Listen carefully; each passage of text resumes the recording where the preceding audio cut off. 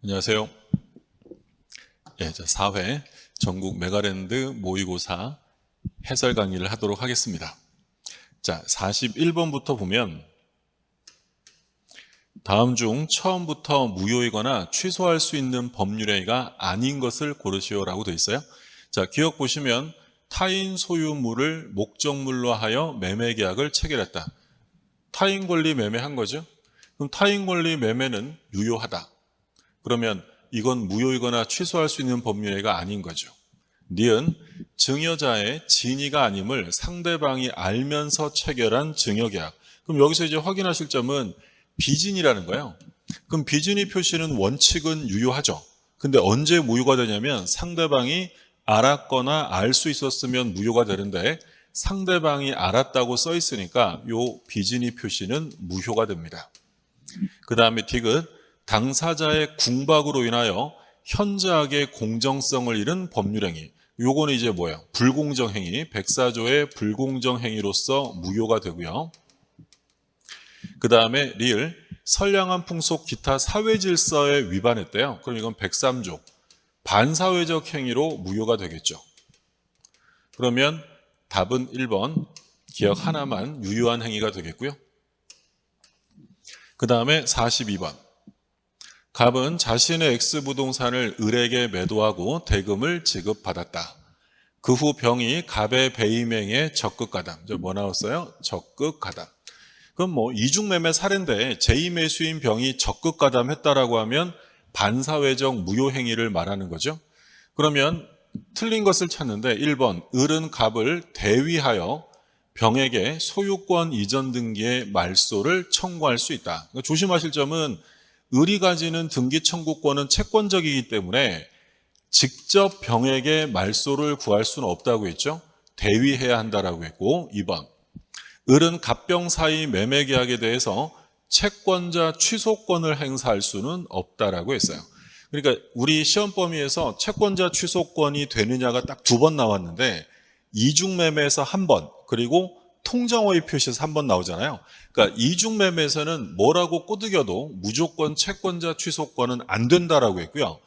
통정허위 표시는 무효라 하더라도 채권자 취소권의 대상이 된다라고 했어요. 이중매매와 통정허위 표시 구별하시고 3번 병명의 등기는 갑이 추인하더라도 유효가 될 수 없다. 그러니까 지금 적극가담한 부동산 이중매매는 사회질서 위반이에요. 103조. 그럼 반사회적 행위는 추인한다고 해서 유효가 될 수 없죠. 그래서 절대로 추인 대상이 될 수 없는 거 반사회적 행위랑 104조. 불공정 행위 그리고 강행규정 위반. 이런 것들은 추인에 의해서 유효가 될 수 없다라고 했죠. 그 다음에 4번. 만약 선의의 정. 사실 뭐 볼 것도 없죠. 반사회적 무효는 절대적 무효고 을이 소유권을 가져가야 되기 때문에 정이라는 사람이 선이라 하더라도 얘는 권리를 취득할 수 있다 없다? 없어요. 따라서 얘는 유효를 주장할 수 없습니다. 그 다음에 5번. 만약 병의 대리인 무가 병을 대리하여 토지를 매수하면서 적극가담했다. 누가 적극가담했다고요? 대리인 무가 적극가담했다. 그럼 끝났죠. 적극가담했으면 반사회적 무효고요. 설령 본인이 그걸 몰랐다 하더라도 상관없어요. 병은 소유권 취득할 수 있느냐? 취득하지 못합니다. 답은 5번이고요. 그러니까 이게 이제 뭐랑 관련되는 거냐면 우리 민법 116조 1항에서 대리인이 의사표시를 했어요. 그럼 의사의 흠결이나 하자는 누구를 표준으로 결정한다고 했냐면 대리인이지 본인이 아닙니다. 그러니까 대리인이 적극가담했다면 본인이 알든 모르든 따질 필요 없이 이것은 반사회적 무효가 될 뿐이다라고 한 거죠. 답은 5번이고요. 43번. 갑은 을과 통모하여 자기 소유 토지에 대해 허위의 매매 계약을 체결하고 을에게 등기 넘겨줬다. 그러면 갑이랑 을 사이에 둘이 짜고 허위로 가장 매매했다라는 거죠. 이게 이제 등기가 을에게 넘어갔어요. 무효죠, 무효. 그러면 1번 갑과 을 사이 매매 계약은 통정허위 표시로 무효가 되고요. 따라서 소유권은 누구한테 있냐면 갑에게 있다. 가장 매매 자체가 불법은 아닙니다. 따라서 불법 원인급여의 적용은 없기 때문에 소유권은 갑에게 있고 갑은 을을 상대로 소유권에 기한 등기 말소나 진정명의 회복을 원인으로 한 이전 등기를 청구할 수 있죠.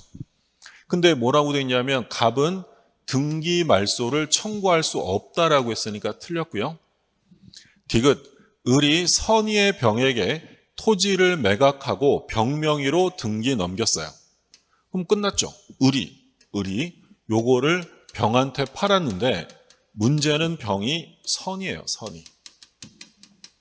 그러면 이게 무효라 하더라도 갑은 선의의 제3자에게 대항할 수 없기 때문에 병은 소유권을 취득합니다. 옳은 지문. 그러면 옳은 건 기억, 디귿. 그리고 여기서 이제 보호되는 제3자 병은 선의이면 충분하고 무과실까지 갖출 필요는 없습니다. 이건 다 공통적이죠. 비진이, 통정, 착오, 사기강박, 비통착사에서 보호되는 제3자는 선의이면 족하고 무과실까지 갖출 필요는 없고요. 그리고 선의는 추정되기 때문에 병이 스스로 입증하는 것이 아니라 누가 증명해야 돼? 갑이 병의 악의를 증명하지 못하는 한 소유권은 병에게 확정 귀속되는 거죠. 그 다음에 리을, 을이 악의의 병에게, 그럼 이번엔 선의가 아니라 악의의 병에게 매각을 했어요. 그러면 악의의 병은 소유권을 취득할 수 없습니다. 선의만 보호하니까. 그런데 악의의 병이 선의의 정에게 매도했대요. 그러면 이 병이라는 사람이 다시 정한테 팔았는데 정은 뭐다? 선이죠. 그러면 얘도 제3자니까 소유권을 취득할 수 있겠죠. 정은 그 소유권을 취득합니다. 옳은 지문. 그래서 병만 제3자가 아니라 정도, 전득자도 제3자에 해당이 되는 겁니다. 답은 기억, 디귿, 리을 이렇게 되겠죠. 4번. 44번 착오에서 옳은 것을 고릅니다. 옳은 것 기억. 장래 발생할 막연한 사정을 예측하거나 기대했다. 핵심어는 뭐였어요? 예측이나 기대입니다. 그러면 자기가 예측했던 것 또는 기대했던 것과 다르다고 해서 착오 취소를 주장할 수 있는지를 묻는 거죠. 요건 착오 취소할 수 없습니다. 그래서 예측이나 기대라는 말이 나오면 착오 취소는 안 된다. 예를 들어 제가 장사가 잘 될 줄 알고 상가를 하나 인수했는데 제 예상과는 달리 장사가 안 돼. 그러면 그걸 착오 취소할 수 있느냐? 안 된다는 거죠. 나의 예측이나 기대, 예상과 달랐다고 착오 취소가 될 수는 없습니다. 그 다음에 니은 착오를 이유로 의사표시를 취소하는 자는 착오가 없었더라면 의사표시하지 않았을 것이라는 점을 증명해야 한다. 그렇죠? 착오를 이유로 취소하려는 사람이 자신에게 착오가 있었고 이 착오가 의사결정에 영향을 미쳤다는 사실을 증명해야 된다. 그러니까 착오의 여부는 취소할 사람이 착오가 있었음을 입증하는 거야. 그럼 그게 입증되면 취소가 가능해지겠죠? 그러면 그 취소를 막으려면 상대방은 표의자에게 중과실이 있었음을 입증하는 거죠.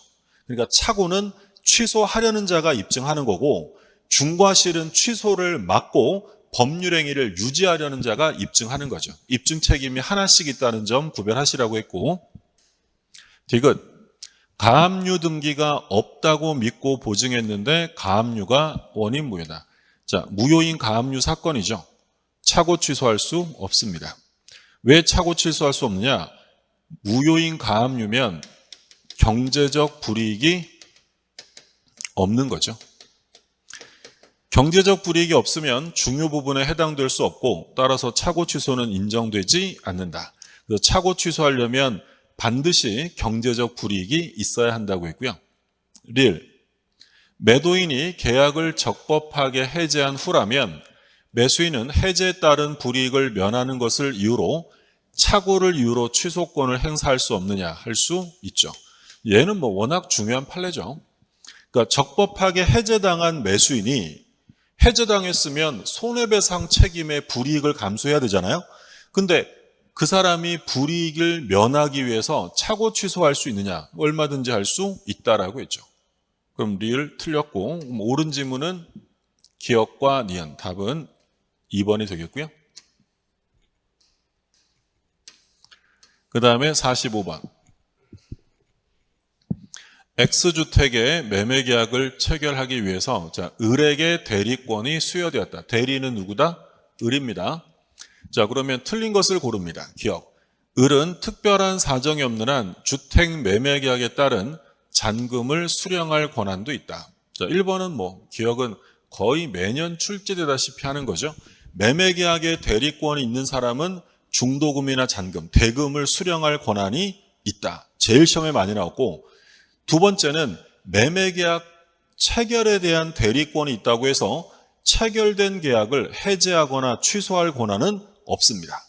두 번째로 많이 나온 거고, 하나만 더 추가하면 매매계약 체결과 이행에 대해서 포괄적 대리권이라는 말이 써 있으면 뒤에 뭐가 나온다? 대금 지급기일을 연기해 줄 권한이 있다라고 했어요. 그 다음에 니은 을이 병을 기망하여. 자, 중요한 거죠. 누가 기망했다고요? 대리인이 상대방을 기망했대. 그러면 대리인이 상대방을 기망한 건 요건 제3자 사기가 아니죠. 그러니까 원래 제3자 사기는 상대방이 그 사기 사실을 알았거나 알 수 있었을 경우에 하나여 취소하는 거지만, 대리인이 사기친 건 제3자 사기가 아니라 본인과 동일시하는 자이기 때문에 본인이 알았느냐 몰랐느냐 따질 필요 없이 무조건 취소해요. 근데 뭐라고 돼 있냐면 갑이 기망 사실을 알았거나 알 수 있었을 때만 취소할 수 있다. 틀렸죠? 그러니까 만약에 대리인의 기망 또는 대리인의 강박 이런 말 써 있으면 본인의 선악 여부를 따지지 않고 무조건 취소 가능합니다. 니은은 틀렸고요. 그 다음에 디귿. 을이 병에게 갑의 위임장을 제시했다. 자, 위임장 제시 사건입니다. 이건 뭐에서 나온 거예요? 현명에서 나온 거지, 현명. 현명을 하지 않으면 본인에게 효력이 생길 수 없어요. 그런데 위임장을 제시한 것도 현명으로 볼 수 있기 때문에 계약서에 자기 이름만 썼어도 본인에게 효력이 미친다. 그러니까 위임장 제시 넣으면 효과는 본인에게 귀속된다. 이렇게 확인하시면 되고요. 그 다음에 만약 을이 미성년자였어도 갑은 병과의 계약을 취소할 수 없죠. 우리 민법 이제 117조에서 뭐라고 규정했냐면 대리인은 행위 능력자임을 요하지 않습니다. 그러니까 의사 능력은 있어야죠. 만약에 대리인에게 의사 능력마저 없으면 그건 아예 무효가 되는 거고, 제한 능력자가 법률행위했어도 이건 완전한 대리 행위로 인정되기 때문에 본인이나 대리인은 취소할 수 없습니다. 그러면 틀린 지문을 찾는 거니까 요 니은 하나만 틀린 지문이네요. 답은 1번이 되겠고, 그 다음에 46번. 임의대리와 법정대리의 공통 소멸 사유가 아닌 것은 간단한 문제죠. 답은 5번. 그러니까 본인의 사망, 대리인의 사성파, 이건 공통 소멸 사유고요. 원인된 법률관계 종료나 수권행위의 철회, 수권행위 철회, 이 두 가지는 어디에만 나오는 거냐면 임의대리에만 나오는 독특한 소멸 사유가 되는 거죠. 47번. 을이 대리권 없이 갑에 드는, 자, 뭐가 나왔어요? 대리권 없이. 무권대리인 을입니다. 자, 그러면 옳은 걸 찾습니다. 1번. 갑이 추인을 거절한 경우. 본인이 추인을 거절했어요. 그럼 본인이 추인을 거절했다면 더 이상 본인에게 책임을 물을 수 없으니까 그 다음에 뭐가 이어서 나온다? 본인에게 책임을 물을 수 없으니 무권대리인에게 책임을 묻는 135조 책임이 나오잖아요. 그러면 대리권을 증명하지 못한 무권대리인 을은 자신의 선택에 따라 이행 또는 손해배상 책임을 진다. 뭐가 틀렸어요? 자, 선택권자 자주 물어보죠. 무권대리인이 선택하는 것이 아니라 선택은 누가 한다? 상대방의 선택이죠. 그리고 이 책임을 지는 무권대리인은 반드시 행위 능력이 있어야 되고요. 제한 능력자는 책임질 능력이 없기 때문에 무권대리인 책임도 지지 않습니다. 2번. 갑이 을에게 추인을 했어요. 자, 갑이 누구한테 추인했다? 무권대리인에게 추인한 거야. 그럼 무권대리인에게 추인되었으면 뭘 꼭 확인하셔야 된다? 상대방이 알았느냐 몰랐느냐를 보셔야 돼요. 무권대리인에게 추인했다면 상대방이 원칙적으로 알 수 없기 때문에 상대방에게 추인의 효력을 주장할 수 없습니다. 근데 만약에 상대방이 알았다면 그때는 대항할 수 있는 거죠. 그럼 뭐라고 써 있어요? 이러한 사정을 모르는 병입니다. 자, 그러면 병에게는 추인의 효력을 주장할 수 없는 거죠. 그러면 선의의 병은 뭐 할 수 있다? 계약을 철회할 수 있습니다. 자, 철회하게 되면 이 계약은 이제 어떻게 됐어요? 확정적 무효가 된 거죠. 그러면 이미 확정 무효가 됐는데 나중에 추인 사실을 통보했대요. 의미 없는 거지. 이미 끝났습니다. 그럼 이 경우에 이행을 해야 돼요? 거절할 수 있어요? 거절할 수 있는 거죠. 틀렸고 3번. 갑이 계약의 일부에 대한 추인, 일부 추인이나 변경을 가한 추인은 상대방 동의가 없는 한 무효죠. 병의 동의가 있어야 추인의 효력이 발생한다. 3번은 옳은 지문. 4번. 병이 갑에게 상당 기간을 정하여 계약 추인 여부의 확답을 최고하였는데 갑이 기간이 지난 후에 병에게 추인 통보를 발송했다. 그러면 자, 기간 내 확답을 바라지 않으면 추인이에요, 거절이에요? 거절한 것으로 본다라고 했잖아요. 그러면 기간이 지난 후에 추인했다는 것은 이건 의미가 없는 거야. 쓸데없는 소리 쓰는 거죠. 꼬드기는 거예요. 그러니까 이미 확정적으로 효력이 생길 수 없다. 따라서 병은 갑에게 이행을 거절할 수 있느냐라고 물으면 거절할 수 있는 거죠. 거절하는 것으로 본다라고 했고, 그 다음에 5번. 미성년자라도 법정 대리인의 동의 없이 대리행위를 할 수 있으므로 을이 미성년자인 경우에도 을은 무권 대리인 책임을 면할 수 없다. 틀렸죠? 135조 책임, 무권 대리인의 상대방에 대한 책임을 지는 무권 대리인은 반드시 행위 능력이 있어야 되고요. 미성년자는 무권 대리인 책임지지 않습니다. 답은 3번이 되겠고요. 48번. 허가구역. 그럼 읽어볼 필요 없는 거예요. 허가구역 나오면 뭐 허가 아직 안 받은 사건들이 나올 거 아니에요? 그럼 기억해 보시면 갑과 을이 허가를 잠탈할 목적으로 계약을 했어요. 그러면 허가받을 의사가 없었으니까 이 계약은 유동적 무효가 아니라 확정적 무효란 얘기죠. 근데 그 지역이 나중에 허가구역에서 지정이 해제가 됐대. 자, 이것만으로 유효가 될 수 있다, 없다? 될 수 없어요. 이미 뭐가 됐으니까. 확정적 무효가 되었기 때문입니다. 그러니까 요거는 이제 비교적 최근 판례였고, 그 다음 이제 완전 최신 판례가 니은이에요. 니은 판례, 의미 있는 판례니까 다시 한번 잘 보셔야 됩니다. 그럼 앞에 부분 똑같아. 잠탈할 내용으로 계약이 체결되었다. 확정 무효죠. 그런데 허가구역에서 지정 해제가 됩니다. 위에 나왔던 것처럼 이것만으로 유효가 될 수는 없어요. 이미 확정 무효가 됐으니까. 그런데 허가구역에서 지정이 해제가 됐다면 이제 그 토지에 대해서 무효 사유가 남아있는 거예요? 무효 사유는 제거된 거예요? 제거됐죠? 그러면 당사자가 무효임을 알면서 뭘 한다? 추인하게 되면 새로운 법률행위로서 효력이 인정된다라는 거예요.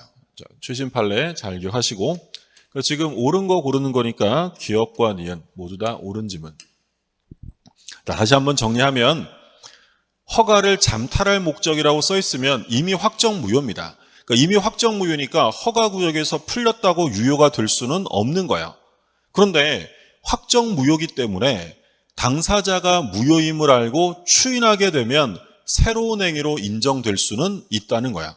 그러기 위해서는 무효 사유는 소멸되었어야 되기 때문에 지금 보시는 것처럼 허가구역에서 해제가 되었음을 전제로 하는 거야. 무효 사유가 제거되었으니 무효 행위를 추인해서 새로운 행위로 인정받을 수는 있다.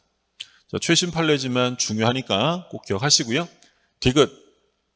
계약이 현재 유동적 무효라는 상태, 유동적 무효 상태라는 이유로 계약금의 부당이득 반환 청구할 수 있느냐? 할 수 없죠. 유동적이잖아요. 그럼 이건 유효가 될 수도 있는 거니까 지금 계약금 돌려달라고 할 수는 없고 언제나 할 수 있다. 이 계약이 확정적 무효가 되면 계약금의 반환 청구는 당연히 할 수 있는데 유동적 무효 상태에서는 할 수 없죠. 틀렸고 옳은 지문은 앞에 두 개입니다. 자, 49번. 무효인 법률행위와 취소할 수 있는 법률행위 추인에 관한 설명으로 틀린 것입니다. 1번. 기망을 당하여 계약을 체결한 자가 기망 중에 추인을 합니다. 이건 추인이 아니죠. 따라서 추인한 적이 없으니 취소할 수 있다. 맞고요. 그러니까 이제 1번은 뭘 얘기하냐면 취소행위 추인이라는 것은 아무 때나 할 수 있는 게 아니라 취소 원인이 소멸한 후에 해야 됩니다. 기망을 당한 자는 기망에서 벗어나고 강박을 당한 자는 공포심에서 벗어난 다음에 해야 추인으로서 확정 유효가 되는데 얘는 기망 중에 추인했다 또는 강박 중에 추인하면 그건 추인이 아니죠. 따라서 취소 가능하다라는 얘기죠. 2번. 무권리자의 처분행위를 권리자가 추인합니다. 그러면 이때는 어떤 규정을 유추 적용한다 그랬어요? 무권 대리에서 본인의 추인에 관한 규정을 유추 적용합니다. 그래서 꼭 기억하시라고 한 거. 새로운 행위로 본다, 소급해서 유효다. 소급표가 있다. 중요하다고 했죠? 그러니까 무권리자 처분행위를 권리자가 추인했다면 무효행위 추인에 관한 규정을 유추 적용하는 것이 아니라 무권 대리에서 본인의 추인 규정을 유추 적용하는 거죠. 만약에 무효행위 추인에 관한 규정을 유추 적용한다면 소급표가 있는 거예요? 새로운 행위로 되는 거야? 새로운 행위로 보겠다는 거죠. 근데 우리 판례는 새로운 행위로 보는 게 아니라 무권 대리에서 본인 추인 규정을 유추 적용하여 처음부터 유효한 것으로 인정하겠다라는 거예요. 2번 틀렸습니다. 3번. 무권 대리행위 추인의 의사표시는 대리행위의 상대방으로부터 권리를 승계한 자에게도 할 수 있다. 그렇죠? 추인의 상대방은 누구예요? 무권 대리인 상대방, 상대방의 승계인. 우리가 그림으로 볼 때 을, 병, 정 누구에게나 할 수 있다는 얘기죠. 그 다음에 4번. 미성년자는 법정 대리인의 동의를 얻어 적법하게 추인할 수 있다. 그러니까 미성년인 상태에서 취소는 할 수 있죠. 취소는 원인 중에도 하는 거야. 그런데 뭘 한다고요? 추인. 그러면 추인은 취소 원인이 소멸해야 되기 때문에 단독으로 할 수는 없고 법정 대리인 동의를 얻어서 추인할 수는 있죠. 맞습니다. 5번. 매매계약의 당사자가 무효임을 알고 추인했다. 이게 바로 무효행위의 추인이죠. 무효행위 추인은 새로운 법률행위로 본다. 즉 소급표가 있다 없다. 소급표는 없습니다. 옳은 질문. 자, 50번 조건부 행위에서 틀린 건데요. 1번. 조건은 법률행위 바로 틀렸죠. 자, 조건에서는 성립이란 말 써 있으면 무조건 틀리는 거예요. 조건은 성립의 문제가 아니라 뭐야? 효력의 문제입니다. 효력. 성립의 여부를 장래의 불확실한 사실에 의존케 하는 거죠. 맞습니다. 뒷부분은 맞는데 성립이란 말이 틀렸어요.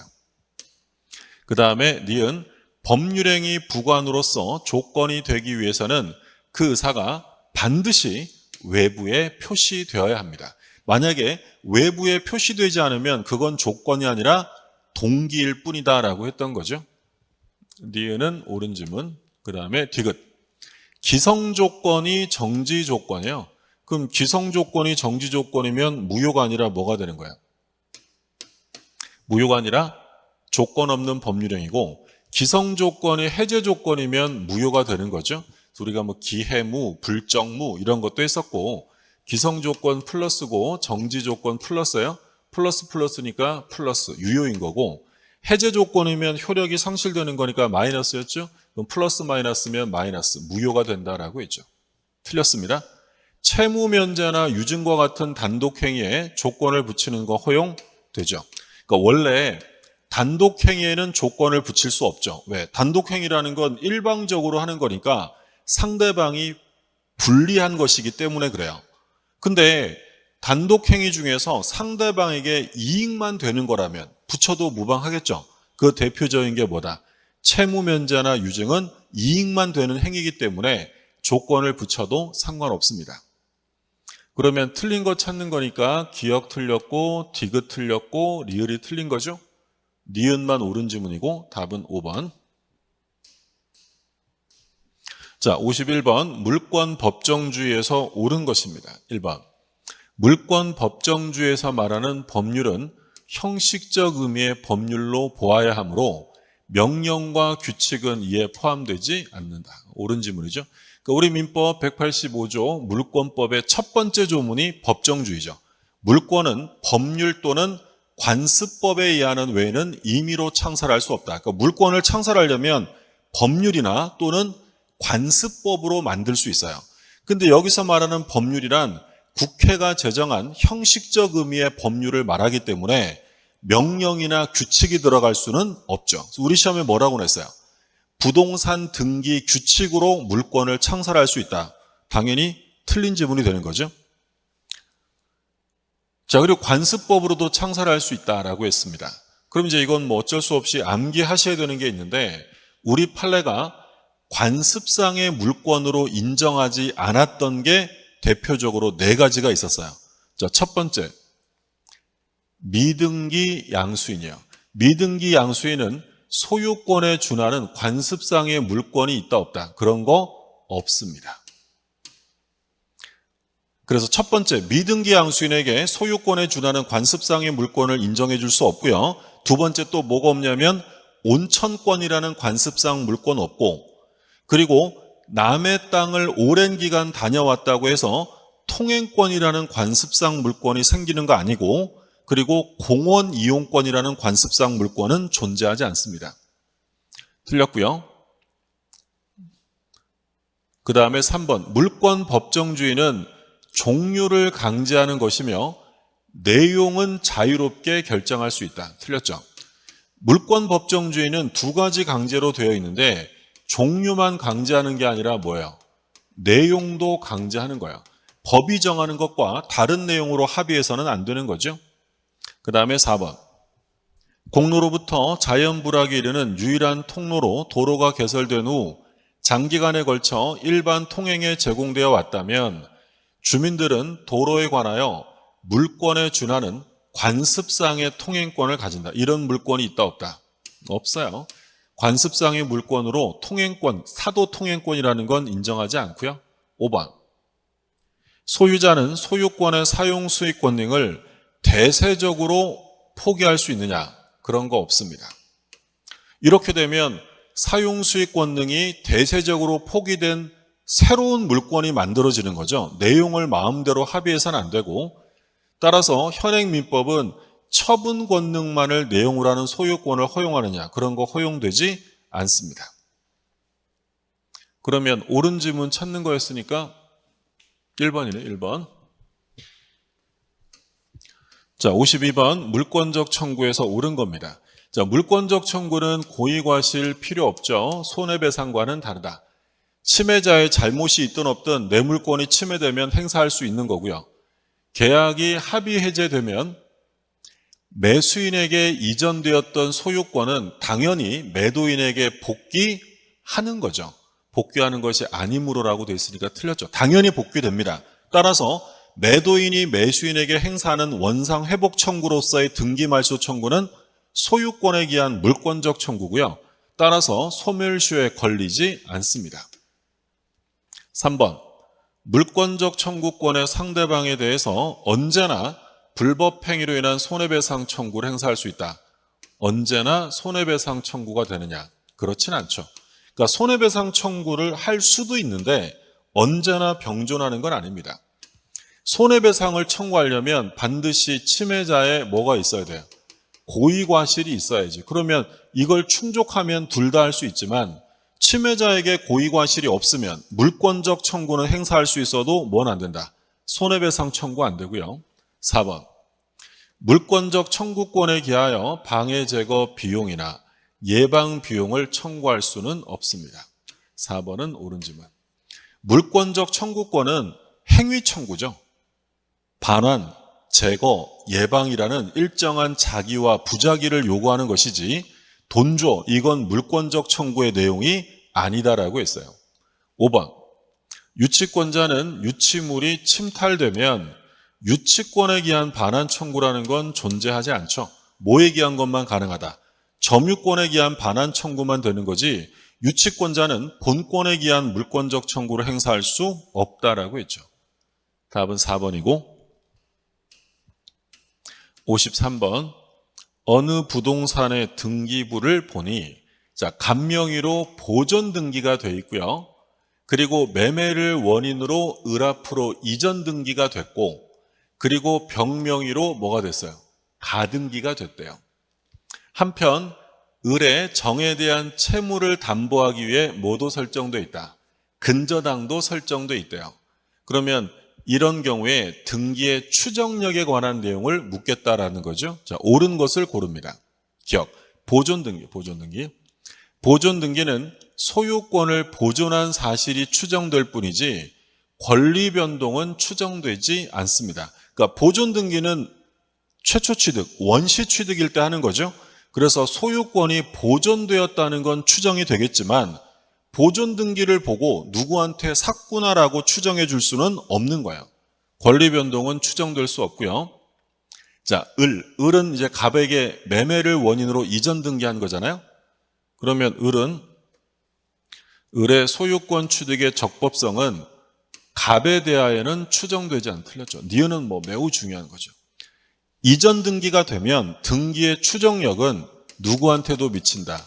전 소유자에게도 미치죠. 같은 말로 하면 직전 명의인, 거래 당사자 사이에도 추정력은 인정됩니다. 이건 추정력 중에서 모든 시험을 통틀어서 가장 많이 출제되었던 판례입니다. 등기의 추정력은 전 소유자, 즉 직전 명의인에게도 추정력이 미치는 것이고요. 디귿, 가등기 권리자 병에게, 자, 얘는 가등기한 사람이죠. 소유권 이전 등기를 청구할 근거가 되는 법률 관계가 있다고 추정되냐. 가등기는 추정력 인정하지 않습니다. 그 다음에 리을, 정의 근저당권은 을과 정 사이에 피담보 채권을 성립시키는 기본 계약이 존재하는 것으로 추정되지는 않습니다. 계약의 존재 여부는 추정되지 않아요. 그러니까 존재 여부에 관한 다툼이 생기면 존재를 주장하는 사람이 입증하는 게 원칙이라고 했죠. 그러면 옳은 지문 찾는 거니까 자, 기억하고 리을이 되겠네요. 답은 3번.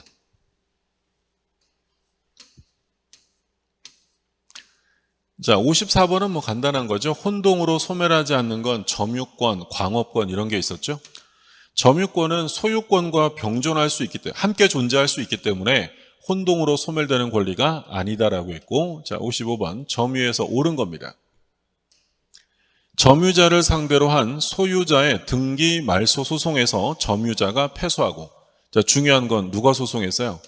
소유자의 소송입니다. 소유자가 소송을 제기해서 점유자가 졌다. 그러면 이 점유는 자주였어도 뭘로 바뀐다? 타주로 변경됩니다. 근데 언제 변경되냐면 패소 판결 확정 시죠. 그 소가 제기된 때부터가 아니라 패소 판결 확정 시부터 타주 점유로 본다. 근데 1번보다 더 중요한 건 뭐였냐면 소유자가 아니고 점유자가 스스로 주장했다가 졌어요.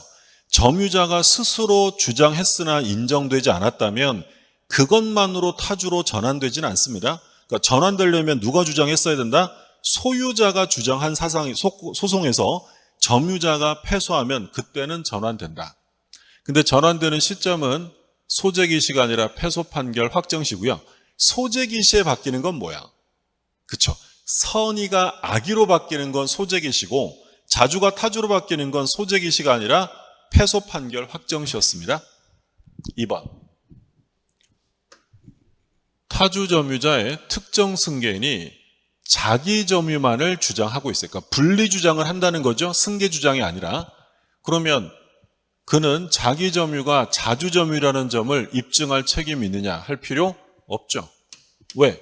자기 것만 분리 주장하고 있으면 앞사람이 타주 점유다. 요거는 꼬드기는 거지. 이거는 쓸데없는 얘기예요. 이건 유혹하는 말이고 이게 중요한 게 아니라 자기 점유만을 주장하고 있다는 거야. 내 점유만. 그러면 일반 원칙에 따라 점유하고 있으면 점유는 자주로 추정되어집니다. 자주로 추정되기 때문에 자기가 스스로 자주점유를 입증할 책임이 없습니다. 3번. 을이 갑으로부터 임차한 시계를 제3자 병이 훔쳐간 경우 갑은 병을 상대로 점유물 반환 청구할 수 있느냐. 자, 갑이 임대인이네요. 임대인은 직접 점유자가 아니라 간접 점유자고, 그러면 이 지문에서 묻는 건 간접 점유자가 점유물 반환 청구할 수 있느냐 할 수 있죠. 직접 점유자뿐 아니라 간접 점유자도 점유보호 청구의 주체가 된다라는 얘기죠. 4번.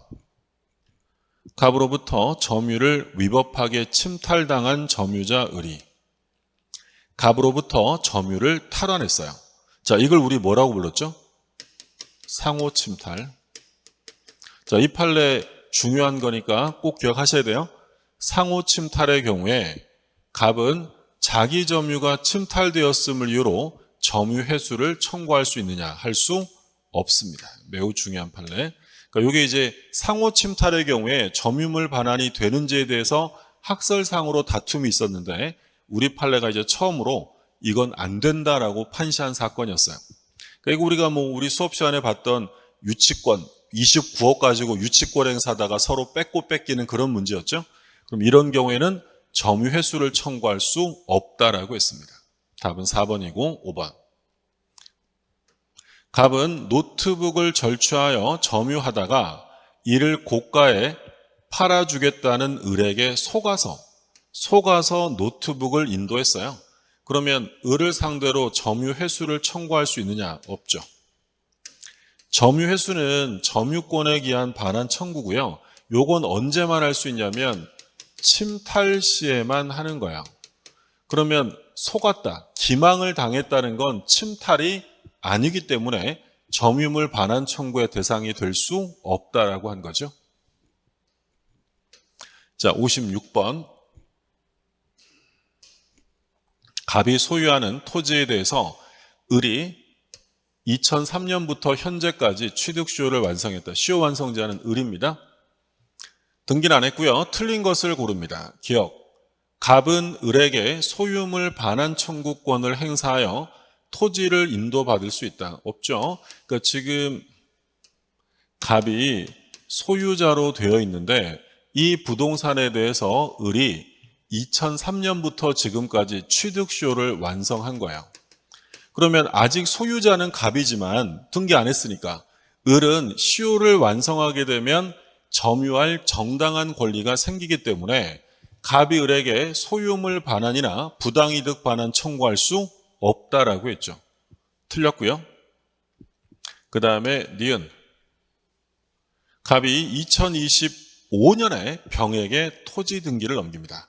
자, 그러면 병에게 등기를 받아올 수 있느냐를 묻는데 언제 넘어갔다? 25년이니까 취득시효 완성 후에 소유자가 바뀐 거죠.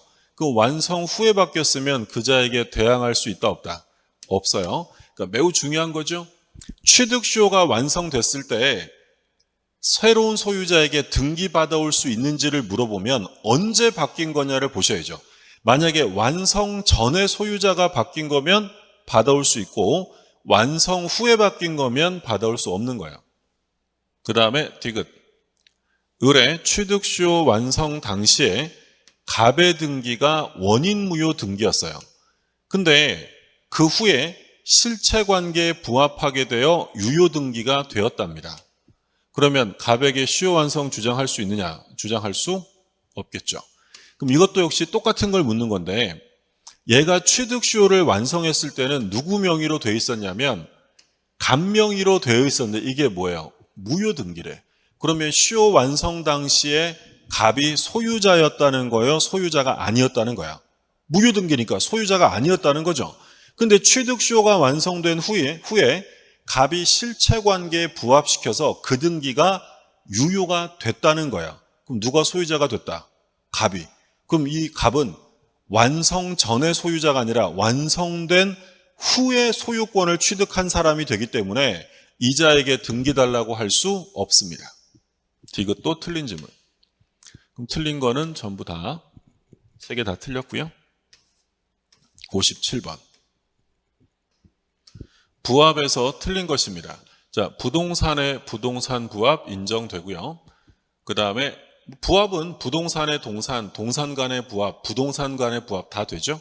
2번, 부동산 부합에 있어서 동산 가격이 부동산 가격을 초과한다. 그래도 누가 소유자다? 부동산 소유자가. 그래서 1억짜리 부동산에 2억짜리 동산이 붙었어요. 그래도 누가 소유자다? 부동산 소유자가 취득하는 거예요. 타인 소유 건물에 증개축을 한 경우 그 부분이 독립성을 갖추지 못했어요. 독립성을 갖추지 못했다면 기존 건물에 부합이 되었다라는 얘기죠.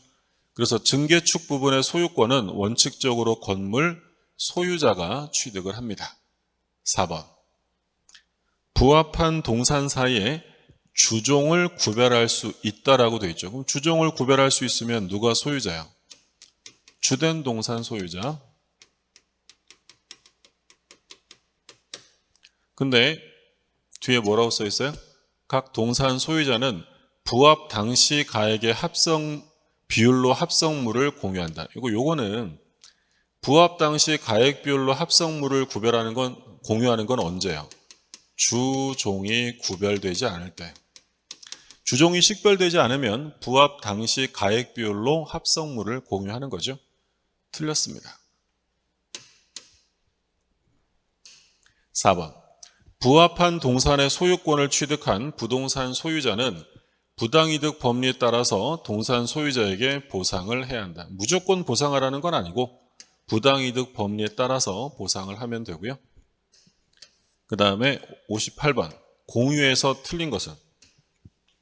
공유물의 변경, 얼마가 동의해야 돼요?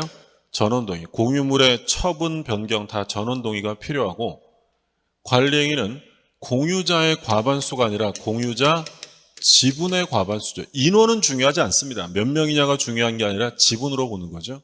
답은 2번.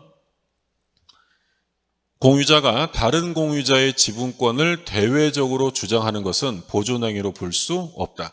보존행위라고 하려면 공유자가 자신의 지분권에 근거해야지 타인 지분권을 주장하는 건 보존행위로 볼 수 없다라고 했고요. 상가 임차인 나오네. 임대차로 오면 이건 전부 다 무슨 행위다? 관리행위지. 임대차 계약을 한다. 임대차 계약을 해지한다. 또는 임대차에서 갱신 거절의 통지를 한다. 전부 다 관리행위. 얼마가 동의하면 돼요? 지분 과반수로 결정하면 되고요. 자, 5번 중요하죠? 나대지에 건물을 신축하는 것은 관리행위에 속하지 않는다. 따라서 얼마가 동의해야 돼요?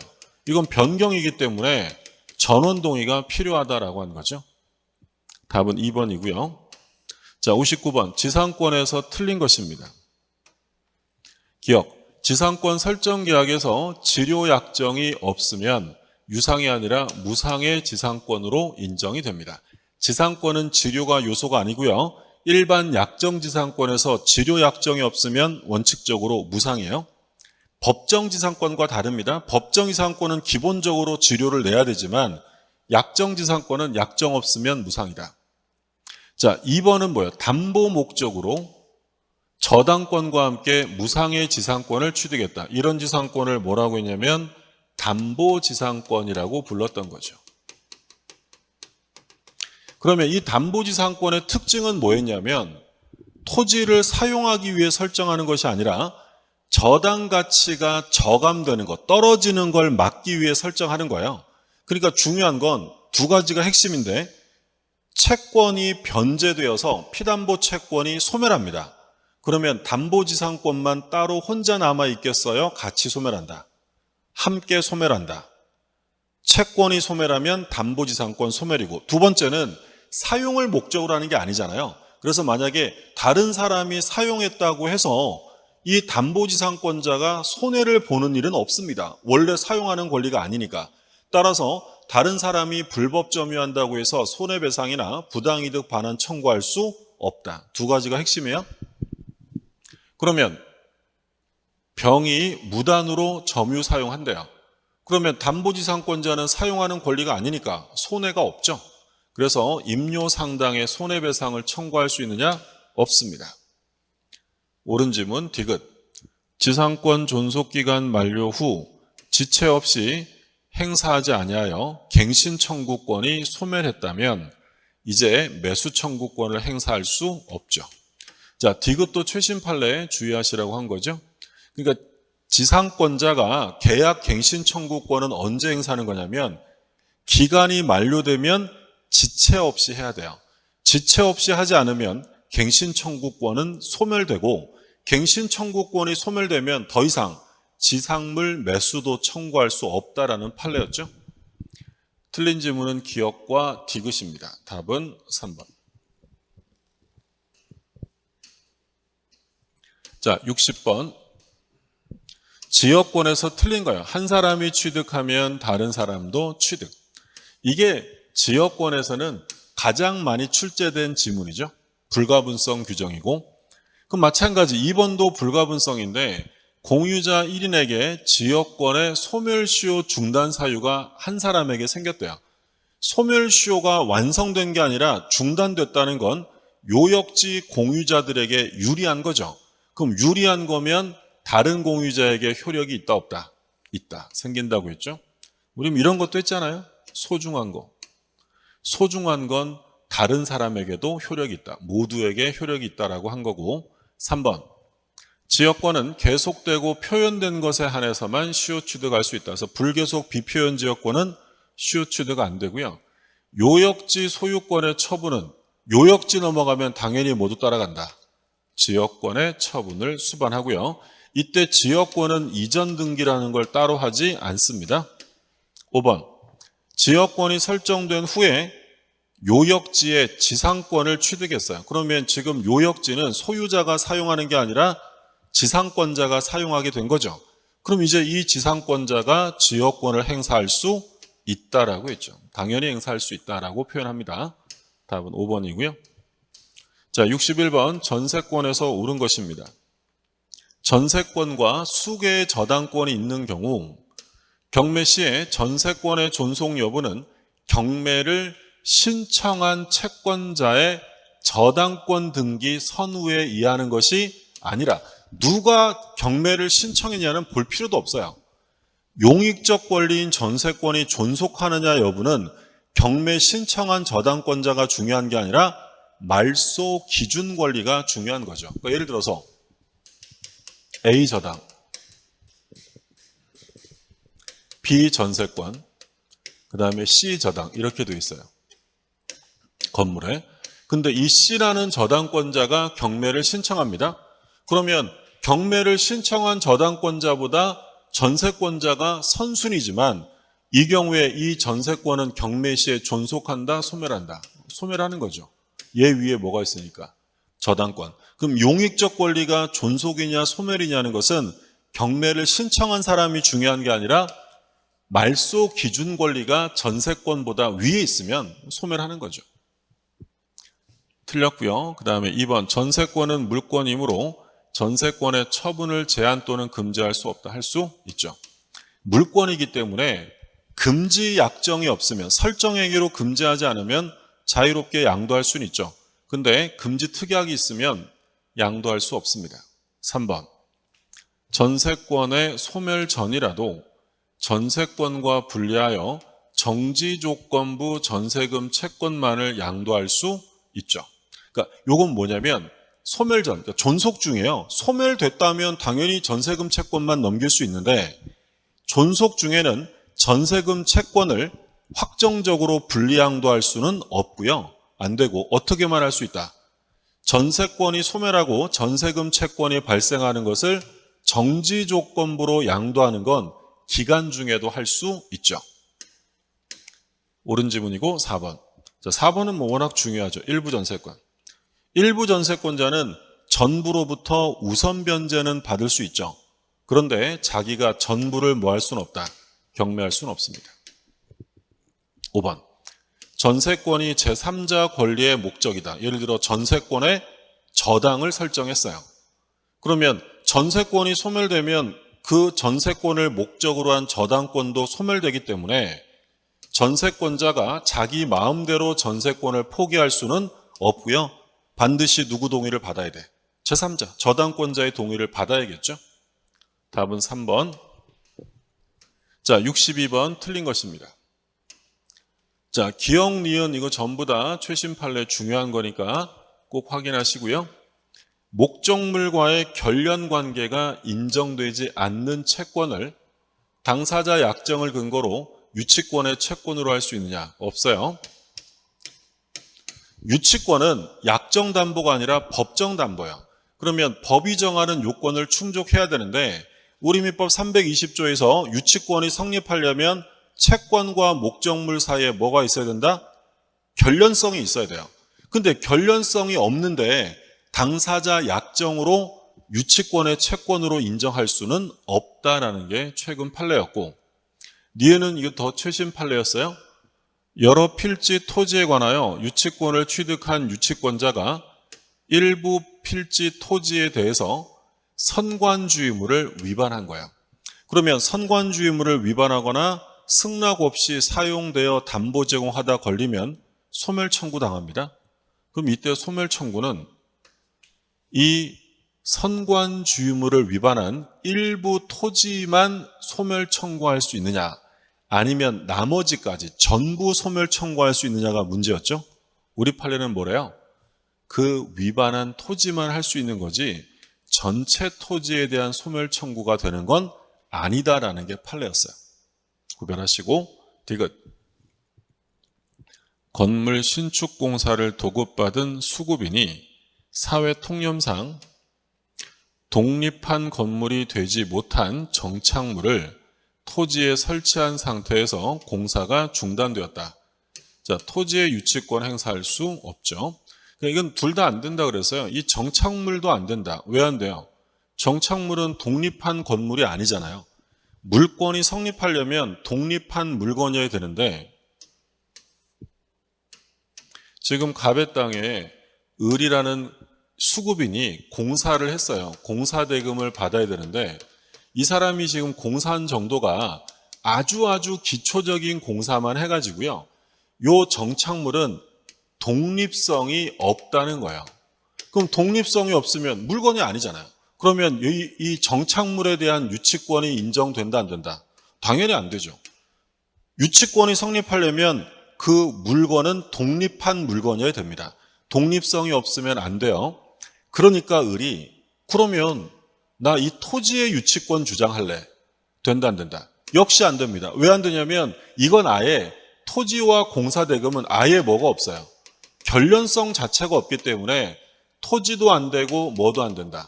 정착물에 대한 유치권도 인정될 수 없습니다. 그러면 틀린 거니까 앞에 두 개, 기억과 니은. 답은 2번이고요.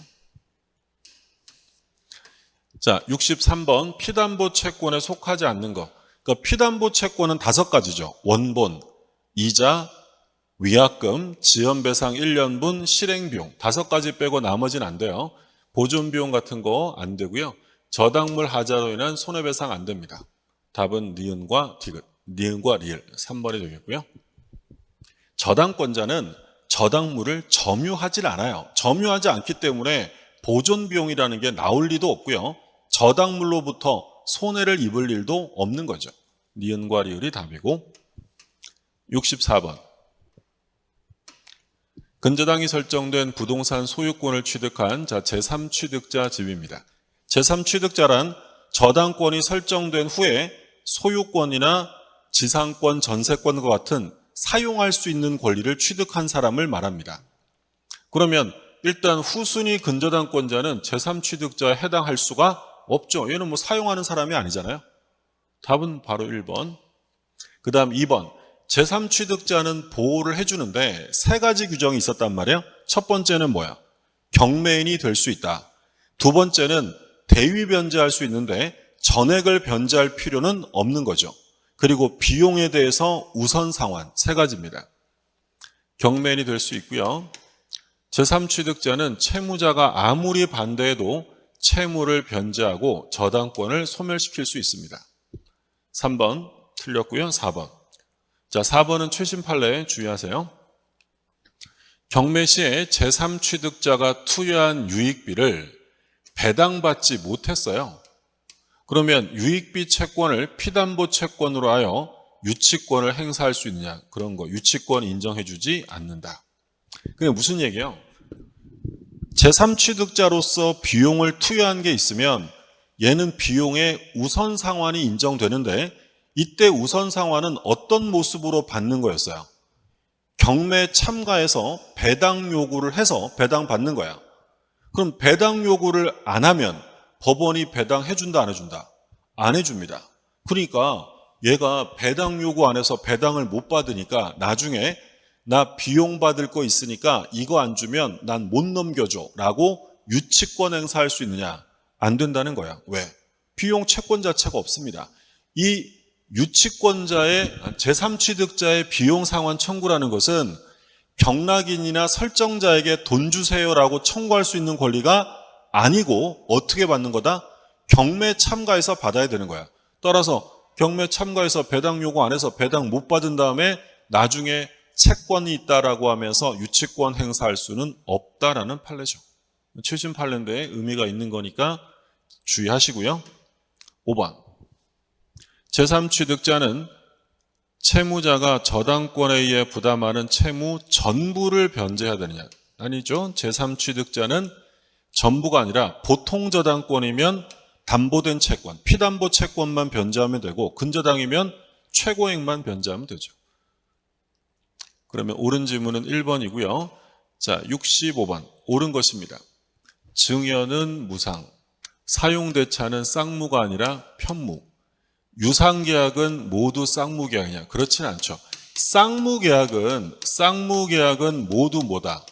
유상계약. 그래서 우리가 생유이죠. 생유는 되는데 유상은 안 된다 그랬어요. 그 다음에 교환계약은 요물계약이 아니라 낙성계약이고요. 임대차는 유상계약이죠. 옳은 질문은 1번. 자, 66번. 계약의 성립에서 틀린 것입니다. 1번.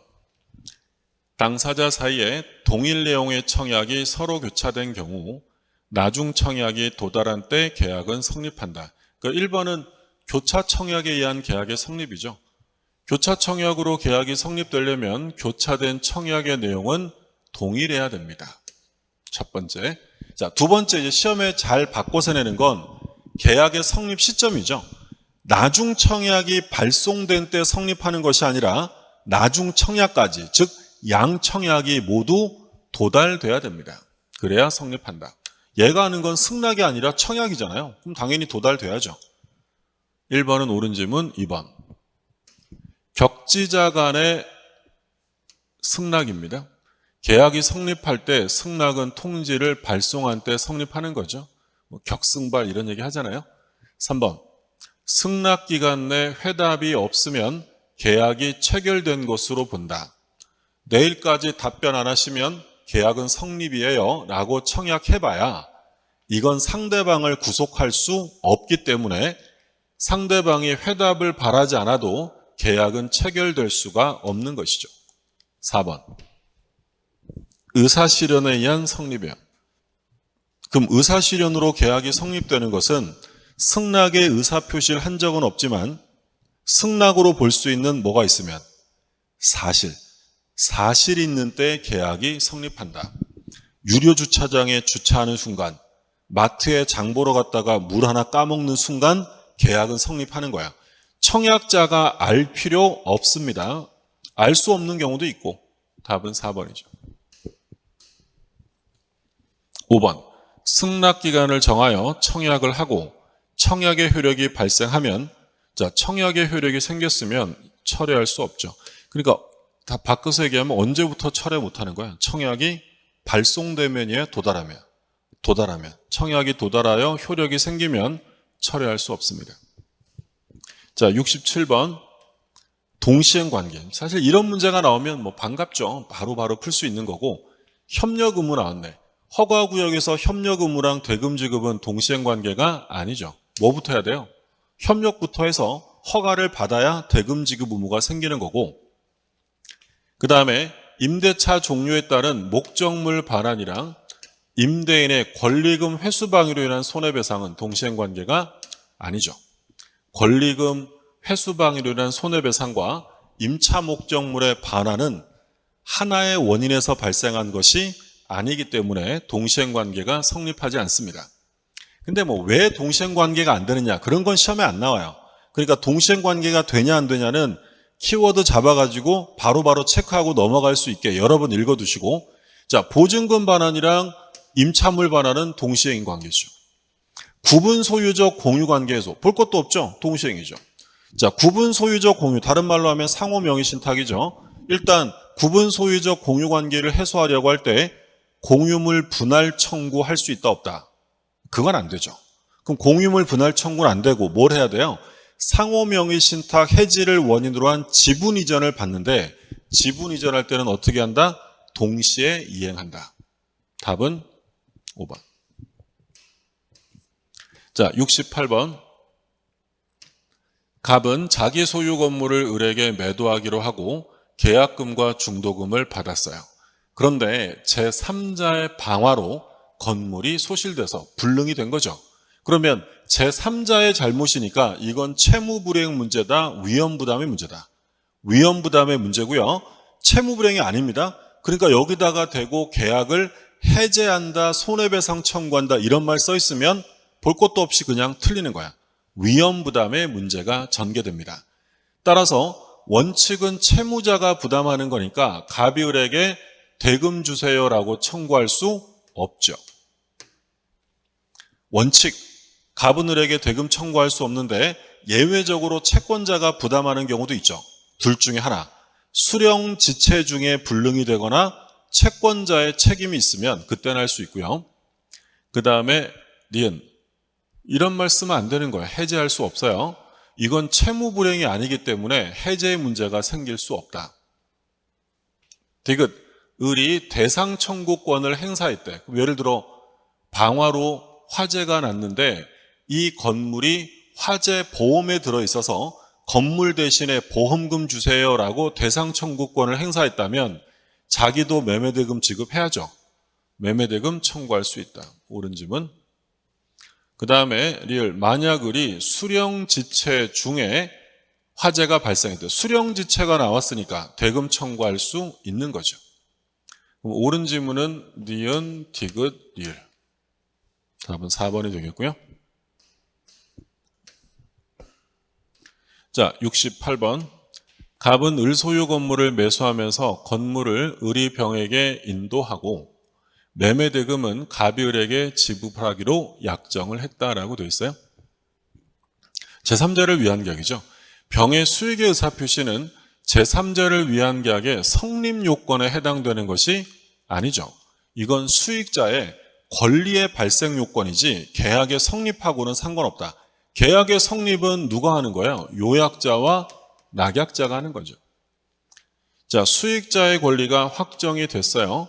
그러면 갑과 을은 병의 권리를 변경, 소멸시킬 수 없습니다. 물론 이제 예외적으로 미리 유보해 두었다면 가능하다라고 했죠. 4번, 을의 귀책 사유로 채무불이행이 발생했대요. 그러면 수익자 병은 해제할 수 있느냐? 수익자는 당사자가 아니기 때문에 해제할 수 없다라고 했고요.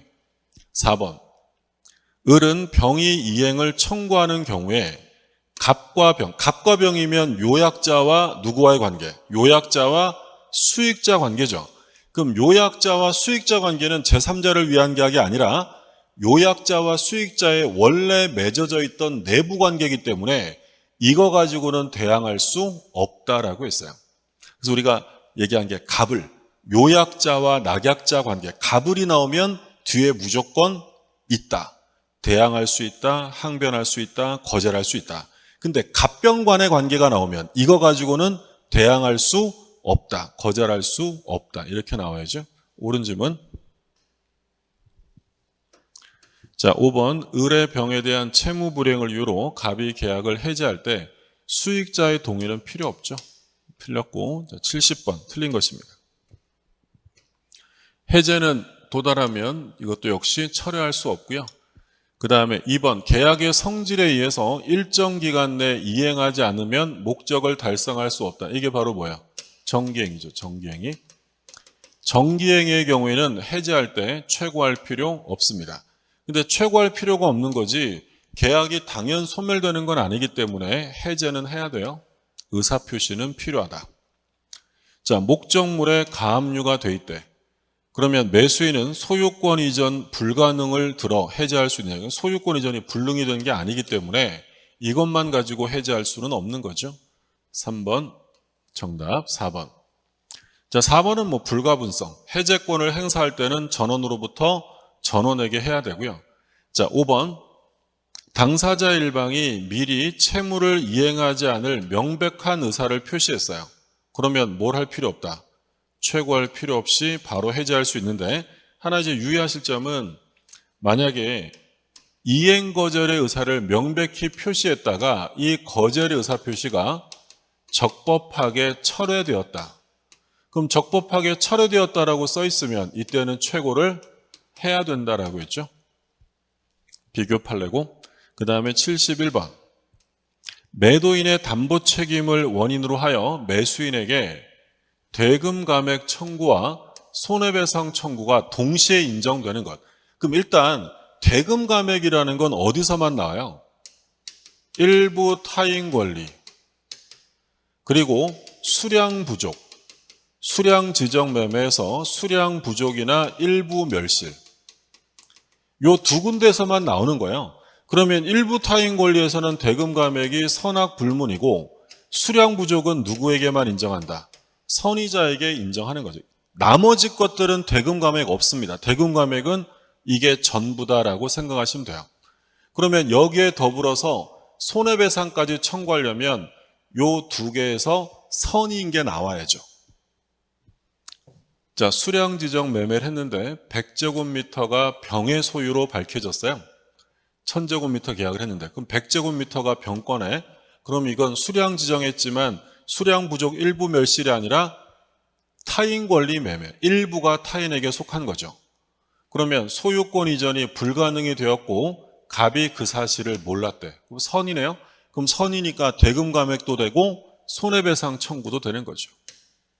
답은 1번이 되겠고, 나머지 것들은 뭐 참고로 보시면 되겠고요. 전부 다 대금 감액이 나올 수 있는 건 아니죠. 지상권, 용익적 제한, 그리고 타인 권리 매매, 그리고 물건의 하자, 이런 것들 안 됩니다. 그 다음에 72번. 70.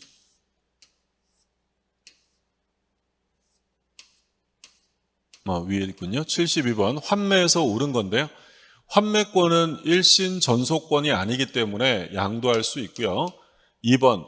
환매 목적물은 부동산에 한하는 것이 아니라 상관없죠. 그 다음에 3번.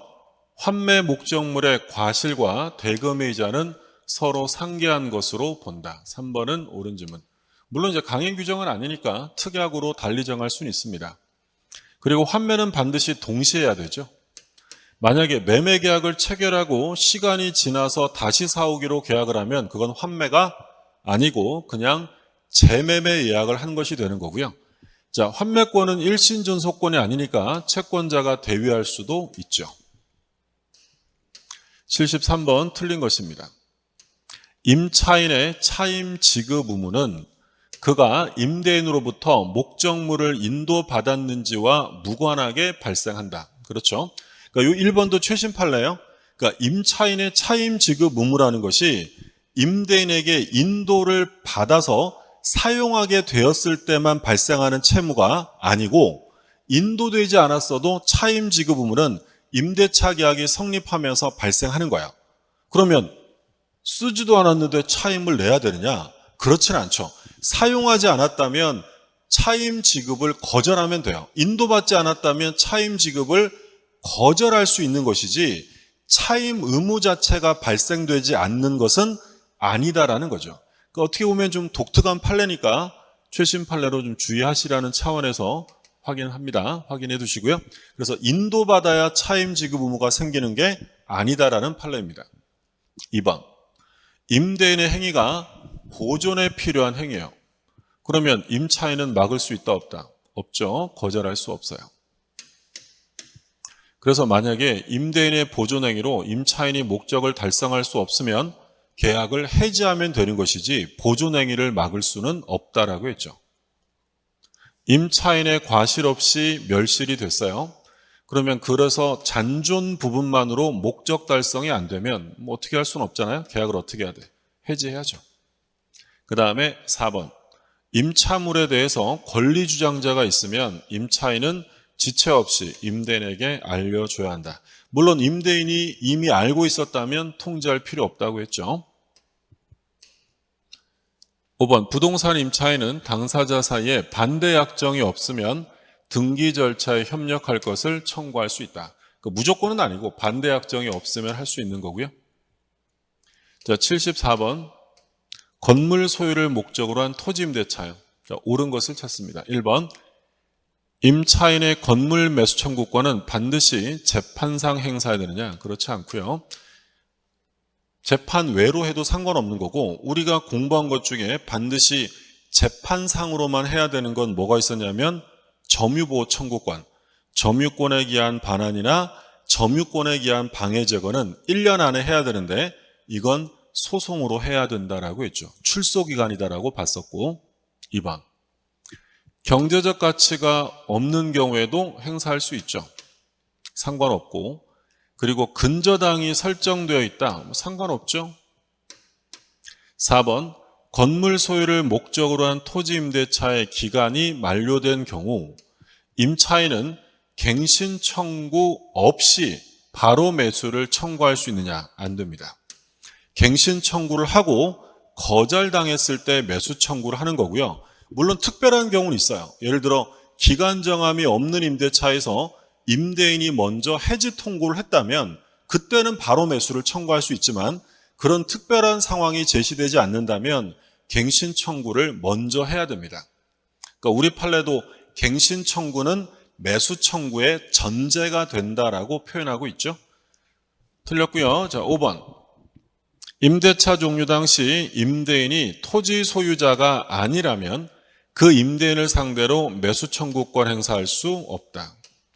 우리 이것도 최근 판례로 작년 시험에도 바로 나왔던 거죠. 뭐였냐면 지상물 매수 청구의 상대방은 종료 당시에 소유자인 임대인이어야 된다. 얘가 소유자가 아니면 매수 청구의 상대방이 될 수 없다. 자, 75번. 갑은 주택을 임차하기로 25년 4월 3일에 계약을 하고 같은 날 5월 7일에 인도를 받았고요. 5월 8일에 주민등록을 마쳤어요. 근데 얘가 확정일자는 5월 6일 날 미리 받아두었네? 그럼 뭐 뻔하잖아요. 우선변제권을 취득하는 시점은 확정일자만 있다고 우선변제가 되는 게 아니라 확정일자를 먼저 받았으니 대항력이 생기면 되죠. 그럼 대항력은 언제 생겨요? 8일 날 주민등록을 마쳤으니까 다음 날 0시, 5월 9일 0시입니다. 자, 76번. 을은 갑과 선순위 담보권이 없는, 자, 주택을 임대차 하는데 선순위 담보권이 없다는 건 경매가 실행되어도 원칙적으로 존속한다는 거야. 만약에 선순위의 저당권이 있다고 써 있으면 경매 시의 임차권은 무조건 소멸하는 거죠. 100번지 소재 다가구 주택이요. 다가구 주택. 그럼 다가구 주택이니까 호수까지 정확해야 돼요? 집원만 정확하면 돼요? 집원만. 소유자가 하나니까. 자, 5월 30날에 전입신고하고 6월 1일에 확정일자 다 받았습니다. 옳은 것은 기억. 만일 을이 전입신고를 100번지 201호에 했다. 상관없죠. 뭐만 정확하면 돼요. 다가구니까 집원만 정확하면 대항력 인정합니다. 니은. 위 주택의 경매가 실행되어 을이 배당에 참가했는데 보증금을 다 못 받았대요.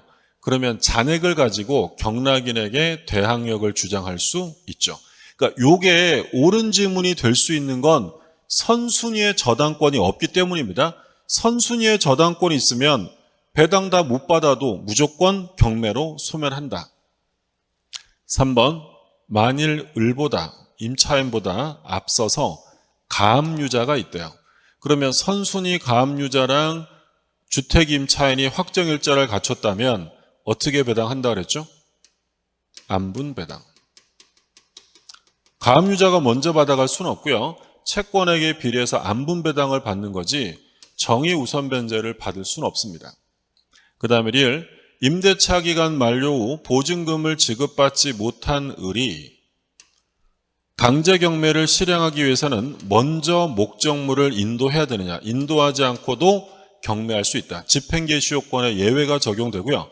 그러면 주택임차인이나 상가임차인은 경매할 때 인도할 필요는 없고 언제 인도하면 돼요? 보증금을 수령할 때. 보증금을 받을 때는 양수인에게 인도해 주어야 한다라고 했죠. 그러면 옳은 것을 고르는 건데 옳은 건 뭐밖에 없다. 니은밖에 없네요. 답은 1번.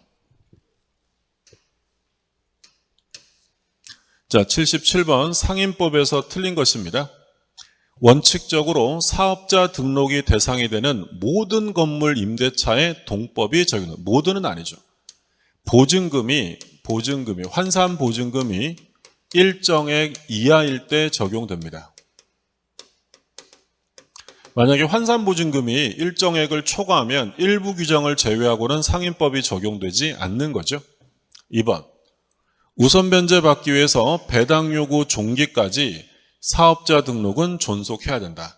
배당 요구 종기까지라는 점 조심하시고 3번. 상가 건물을 전대한 임차인이 대항력 및 우선 변제권을 유지하기 위해서는 전차인 명의로 사업자 등록을 해야죠. 주택도 마찬가지죠.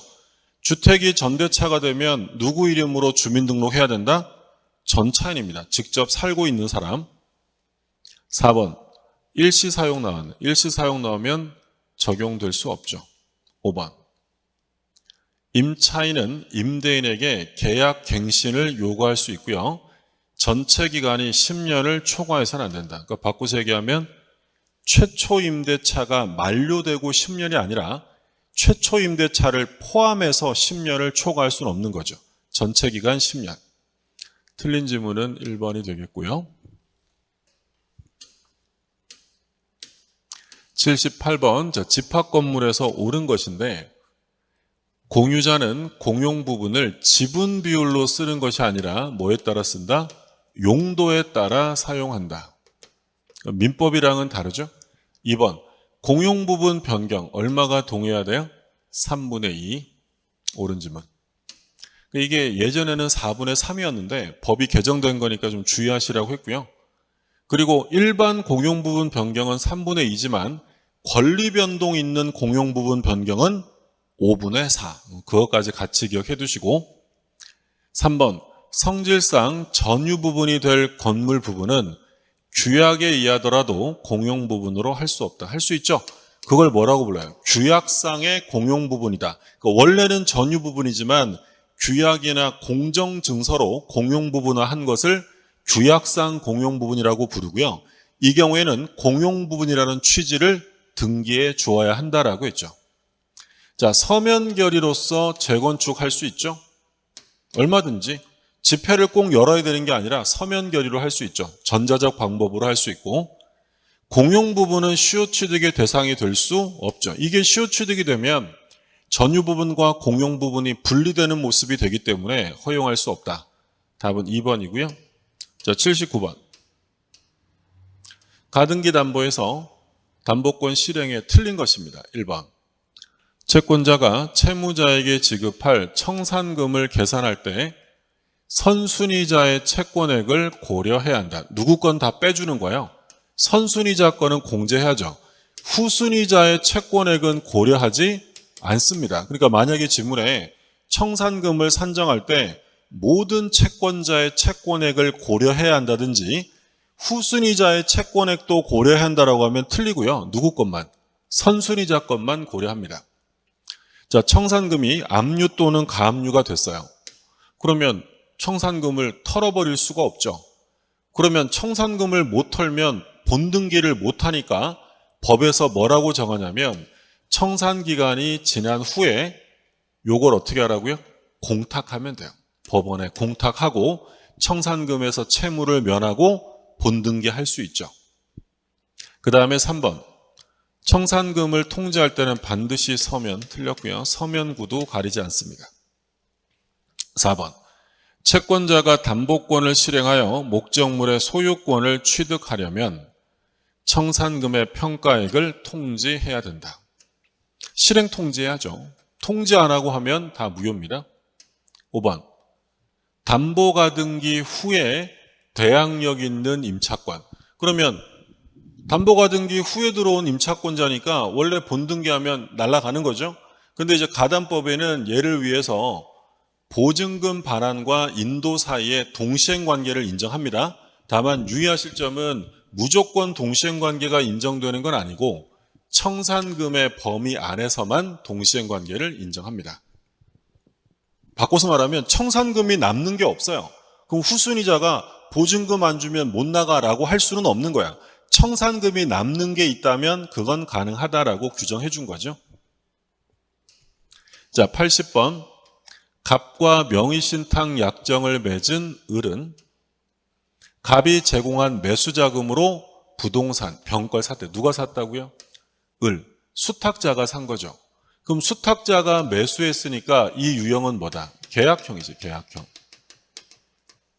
만약에 갑이 신탁자가 매매 계약을 했다라고 써 있으면 이거 신탁자가 계약한 거면 뭐겠어요?